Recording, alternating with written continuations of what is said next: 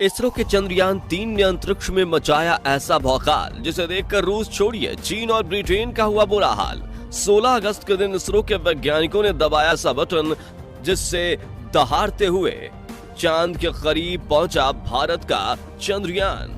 दोस्तों, पिछले 30 दिनों से बिना रुके सफर करते हुए भारत का चंद्रयान अपनी मंजिल के बेहद करीब पहुंच चुका है। इसी बीच इसरो की तरफ से एक बहुत बड़ी खबर निकल कर आ रही है जिसे सुनकर भारत के दुश्मन देशों की हवा टाइट हो गई है और चीन की बातों में आकर चंद्रयान-3 के पीछे लूना 25 भेजने वाले रूस की तो बैंड बज गई है। तो आखिर 16 अगस्त के दिन चंद्रयान-3 ने ऐसी तो क्या करामात कर दिखाई है जिसकी खबर पूरी दुनिया में आग की तरह फैल रही है। और इस मिशन से जुड़ा ऐसा तो क्या सीक्रेट है जिसे इसरो ने पूरे 1 महीने से छिपाकर रखा था। जानने के लिए वीडियो को अंत तक जरूर देखिएगा।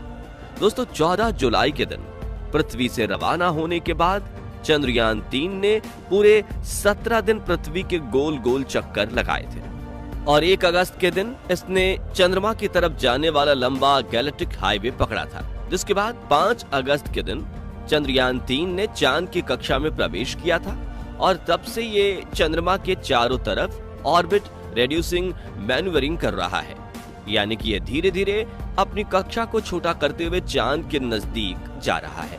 और अब इसरो की तरफ से एक बहुत ही बड़ी खुशखबरी निकल कर आ रही है जिसे सुनकर आपका सीना गर्व से चौड़ा हो जाएगा। जी हाँ, करीब 32 दिनों में 25 लाख किलोमीटर से भी ज्यादा का सफर करके चंद्रयान-3 चांद के बेहद करीब पहुंच चुका है।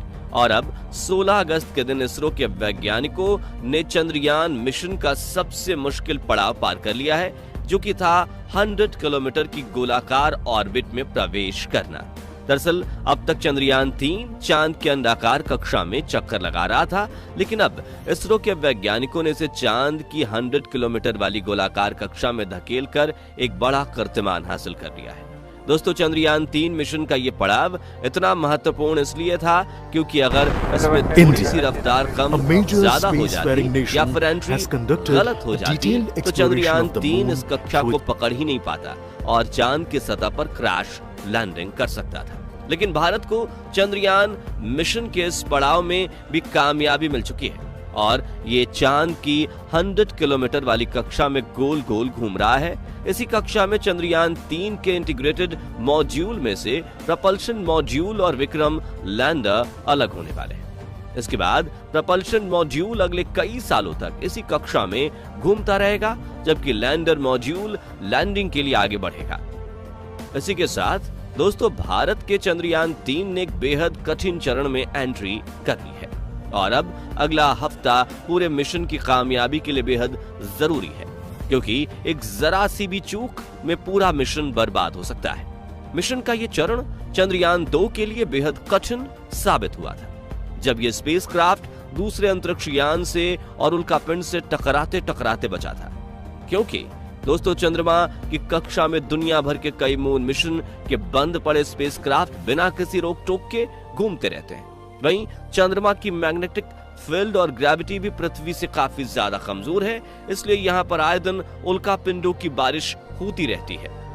इसी वजह से इसरो के वैज्ञानिक लगातार चांद पर नजरें गड़ाए बैठे हैं ताकि चंद्रयान-3 की राह में ऐसी कोई मुश्किल आए तो वो स्पेसक्राफ्ट का रास्ता मोड़कर इससे नष्ट होने से बचा सके।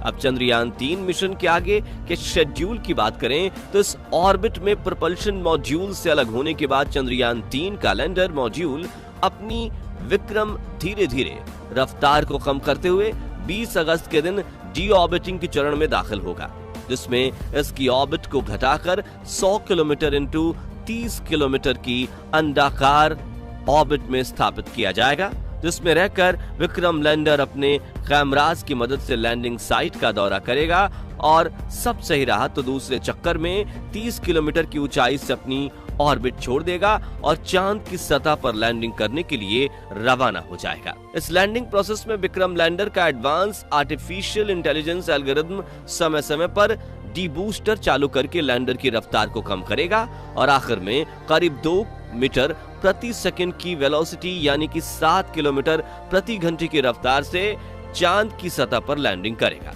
हालांकि साथियों, जहां चंद्रयान 3 चांद की सतह पर 23 अगस्त के दिन लैंड करने वाला है, वहीं रूस का अंतरिक्ष एजेंसी रोसकॉस्मोस का लूना 25 को डायरेक्ट रास्ता पकड़कर चांद की तरफ भेज दिया गया है और वो 22 अगस्त के दिन ही चांद की सतह पर लैंड कर जाएगा। जो सुनकर कई भारतीय काफी ज्यादा हताश हुए थे, क्योंकि लूना 25 ने चंद्रयान 3 की लैंडिंग का इलाका भी चुरा लिया है। यानी कि जहां भारत चांद के दक्षिणी ध्रुव में लैंडिंग करने वाला पहला देश बनने वाला था, अब वहीं लूना 25 अगर सही सलामत लैंडिंग कर लेता है तो रूस दक्षिणी ध्रुव पर विजय पाने वाला पहला देश बन जाएगा। लेकिन आपको बताएं, इसरो ने पूरी दुनिया से एक सीक्रेट छिपा कर रखा है, जिसके बारे में पता लगते ही रूस का तो डर के मारे गला ही सूख गया है। और वो सीक्रेट ये है कि चंद्रयान 3 के पास करीब 2 एक्स्ट्रा दिन है और अगर इसरो चाहे तो इसकी रफ्तार को बढ़ाकर या जो एक्स्ट्रा चक्कर लगाने वाला उसे घटाकर 21 अगस्त को ही चंद्रयान 3 को दक्षिणी ध्रुव पर उतार सकता है। हालांकि फिलहाल इसरो का ऐसा कोई प्लान नहीं है, क्योंकि हम कंपटीशन में नहीं बल्कि मिशन को सफल बनाने में यकीन रखते हैं। और इस वक्त जिस तरह से चंद्रयान 3 आराम से आगे बढ़ रहा है, ऐसे में इस मिशन की सफलता के चांसेस पूरे 100% है। लेकिन अब कई लोगों के दिमाग में ये सवाल उठ रहा है कि आखिर इसरो ने चांद पर जाने के लिए इतना बड़ा रास्ता चुना ही क्यों? यानी कि जहां नासा के अपोलो मिशन को चांद पर पहुंचने में 4 दिन लगे थे, यूएसएसआर के लूना 1 ने तो सिर्फ 34 घंटे के बाद ही चांद पर लैंडिंग की थी और रूस का रीसेंट मिशन लूना 25 सिर्फ 5 दिन के बाद ही चांद की कक्षा में पहुंच चुका है। तो फिर इसरो को यह मिशन पूरा करने के लिए 10 गुना यानी 40 दिनों का समय क्यों लग रहा है? तो इसके पीछे का सबसे बड़ा कारण है टेक्नोलॉजी एंड बजट। दरअसल इन सभी देशों ने अपने अंतरिक्ष यान को चांद तक पहुंचाने के लिए एक सीधे रास्ते से भेजा था, लेकिन ऐसा करने के लिए काफी बड़े बड़े लॉन्चर्स और बहुत ज्यादा ईंधन की जरूरत पड़ती है, जिसके लिए खर्चा होता है बहुत सारा पैसा। और इन देशों के पास अपने स्पेस मिशन के लिए काफी हाई बजट था, जबकि कम खर्चे में मैक्सिमम आउटपुट देना इसरो की सबसे बड़ी खासियत है। और इस बात को ध्यान में रखते हुए इसरो के वैज्ञानिकों ने चंद्रयान 3 की लॉन्चिंग में उसी इलिप्टिकल रूट को इस्तेमाल किया जिससे मंगलयान और चंद्रयान 2 को लॉन्च किया गया था। इस रास्ते में चांद पर जाने का सबसे बड़ा फायदा यह है कि इसमें सिर्फ ऑर्बिट बदलने के लिए ही फ्यूल की जरूरत पड़ती है, यानी कि ज्यादा ईंधन को ले जाने के लिए बड़े बड़े रॉकेट और स्पेसक्राफ्ट की जरूरत नहीं पड़ती, जबकि डायरेक्ट लॉन्चिंग में बहुत ज्यादा फ्यूल चाहिए होता है। इस वजह से जहां पर नासा के अपोलो स्पेसक्राफ्ट की लॉन्चिंग में 4,40,000 किलोमीटर फ्यूल का इस्तेमाल हुआ था, वहीं चंद्रयान 3 मिशन में इससे 15 गुना कम यानी कि करीब 27,000 किलोग्राम फ्यूल का इस्तेमाल किया जा रहा है। और इससे भारत को कितना फायदा हो रहा है उसका अंदाजा आप इसी से लगा सकते हैं कि जहां नासा के अपोलो मिशन के तहत चांद पर एक स्पेसक्राफ्ट को भेजने में 2900 करोड़ रुपए खर्च हुए थे, रूस अपने लूना 25 मिशन के लिए 1600 करोड़ रुपए खर्च कर रहा है। वहीं भारत के चंद्रयान 3 का बजट सिर्फ 615 करोड़ रुपए है। और ये आपको जानकर खुशी होगी कि इसरो के एक्स चेयरमैन जी माधवन नायर का कहना है कि भले हमारा बजट कम हो, लेकिन हमारी टेक्नोलॉजी इतनी ज्यादा पावरफुल है कि भारत के मून मिशन का सक्सेस रेट दुनिया भर के मून मिशन से 50 गुना ज्यादा है। और दोस्तों, भारत की अफोर्डेबल टेक्नोलॉजी में इसी निपुणता को देखकर रोसकॉस्मोस, नासा और चीन समेत पूरी दुनिया के कई बड़े स्पेस एजेंसीज को इसरो से जलन होती है, क्योंकि उन देशों की गवर्नमेंट भी अपने स्पेस एजेंसीज पर आए दिन दबाव डालती है कि आप भी इसरो से कुछ सीखो और अपने मिशन में थोड़े पैसे बचा लो। लेकिन वे लोग चाहकर भी इसरो जितने कम बजट में अपनी कोई स्पेस मिशन को नहीं कर पा रहे हैं।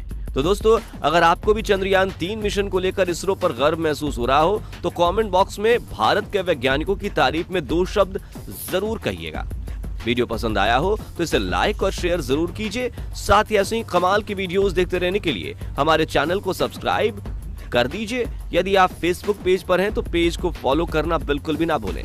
वीडियो को अंत तक देखने के लिए आपका बहुत बहुत धन्यवाद।